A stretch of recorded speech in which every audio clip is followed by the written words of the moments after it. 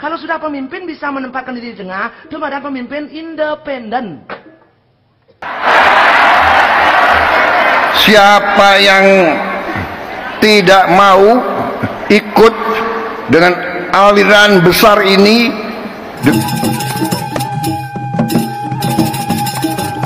Om Swastiastu Semeton. Pernahkah Semeton mendengar ungkapan sasana nganutin linggih, linggih nganutin sasana? Ungkapan itu bisa diterjemahkan kurang lebih bahwa tingkah laku seseorang atau kewajiban seseorang sesuai dengan kedudukannya, dan kedudukan seseorang hendaknya selaras atau sesuai dengan tingkah laku atau kewajibannya. Contoh yang paling konkret kita bisa lihat adalah ketika Joko Widodo selaku rakyat biasa berpidato di hadapan Wakil Presiden Gibran. Kita tahu Gibran itu adalah putra sulungnya, tapi Joko Widodo selaku rakyat biasa mengucapkan kepada yang terhormat Wakil Presiden Bapak Gibran, bla bla bla bla dan seterusnya. Nah, tetapi kalau dia sebagai seorang ayah di rumah, maka tentu akan menjadi berbeda tingkah lakunya atau kewajibannya, karena Gibran itu adalah putra kandungnya. Jadi perlakuannya bisa berbeda.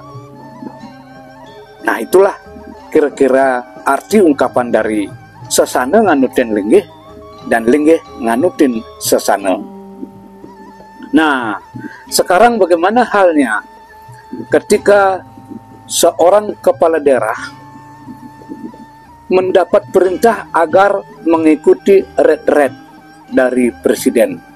Selaku presiden, Prabowo Subianto berhak memerintahkan kepala daerah yang notabene bawahannya apapun partainya, dan sebaliknya kepala daerah wajib mengikuti perintah presiden sebagai atasannya apapun partainya. Tetapi yang terjadi adalah sudah tahu, sudah merasa dirinya sebagai kepala daerah yang notabene bawahan presiden, kok mengikuti arahan ketua umum partainya? Apa nusa nih? Idewek subuh merasa blog, ternyata beda dengan blogan. Idewek alumnus Fakultas Hukum jurusan Hukum Tata Negara sungguh-sungguh heran melihat peristiwa seperti ini. Dan rekan saya, seorang advokat Made Sumya Putra SH MH, sampai berkata seperti ini. Tumben sekali ada jenis instruksi yang terlihat bertentangan dengan pemerintah yang ada. Rupa-rupanya tidak ada sanksi yang tegas jika ada di antara mereka tidak mengikuti red. Mereka yang tidak mengikuti red tersebut merugikan dirinya sendiri, sebagaimana diungkapkan oleh Menteri Dalam Negeri. Orientasi kepala daerah ini sangat-sangat penting. Bukan kepentingan pusat, kepentingan daerah itu sendiri. Supaya rekan-rekan kepala daerah ini memiliki bekal yang cukup. Kepentingan daerah lebih penting, dan inilah kepentingan bangsa. Kepentingan untuk rakyat masing-masing. Jadi kalau yang nggak mengambil bagian, ya rugi sendiri. Oke Semeton, kembali ke ungkapan sasana nganutin linggih, linggih nganutin sasana. Nah, apakah seorang ketua umum partai memiliki hak untuk ikut mengendalikan roda pemerintahan atau kekuasaan yang menjadi wewenang seorang presiden? Mari kita dengar pendapat pengamat politik ini. Sejak kapan boleh ketua umum partai politik ikut mengendalikan kekuasaan? Nggak pernah, Mas. Saya baca semua undang-undang. Partai politik itu peserta pemilu, bukan pengendali negara. sebagaimana diberitakan di media, Ibu Megawati mengeluarkan instruksi agar tidak mengikuti retret karena Hasto ditetapkan sebagai tersangka oleh KPK. Kasus Hasto kan kasus tindak pidana, bukan tahanan politik. Apa nusa nih? Semestinya Ibu Megawati itu kalau benar-benar bersikap kesatria, benar-benar seorang negarawan, kalau Hasto itu terbukti bersalah, seharusnya dipecat, bukan dibela. Apalagi dengan cara seperti ini, ikut campur di dalam roda pemerintahan. Mengenai sanksi, ya memang tidak jelas sanksi apa yang kira-kira patut diberikan jika ada kepala daerah yang memang benar-benar tidak mengikuti retret. Mari kita dengar ucapan Bapak Prabowo. Siapa yang bandel,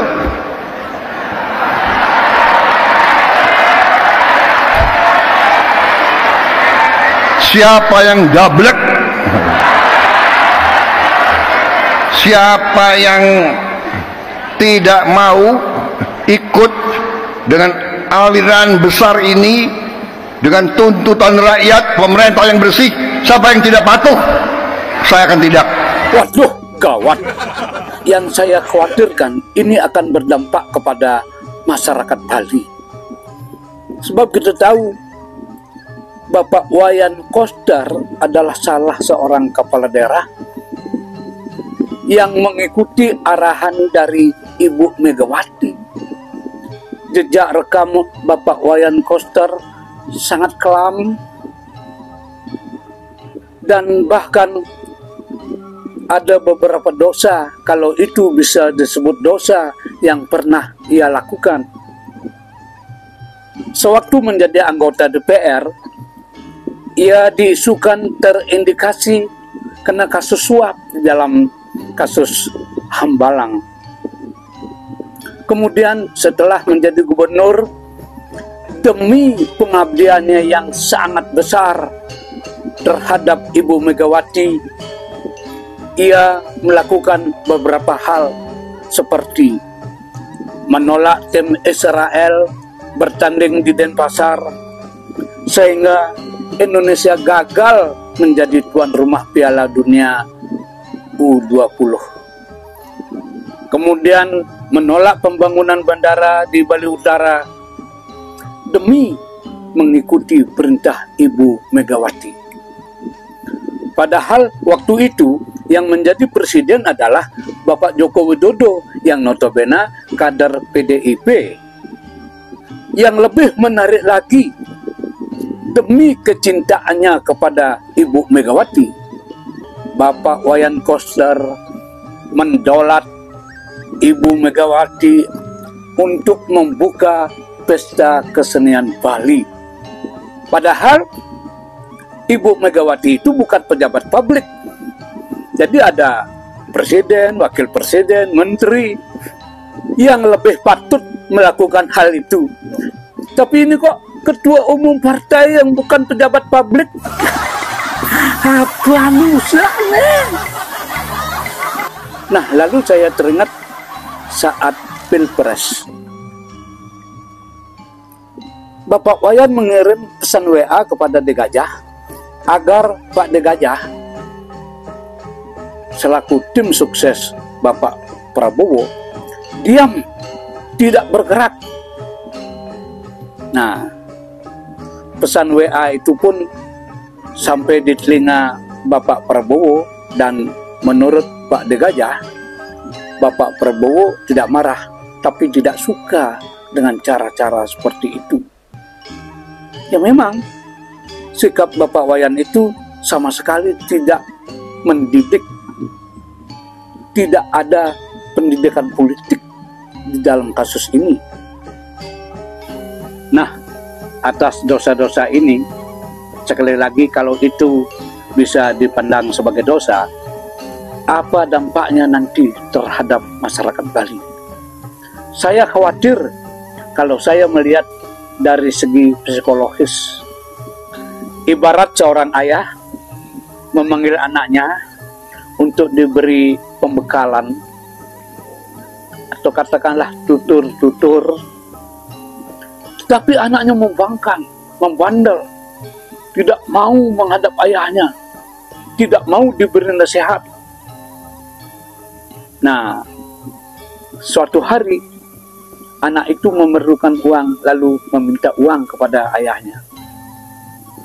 Kira-kira apa jawaban ayahnya? Bidan, kalbang tutur, sing teke-teke, ulian bujukan rayu pisaga, jani ulian membandal, membangkang, mau pisaga daging pipis.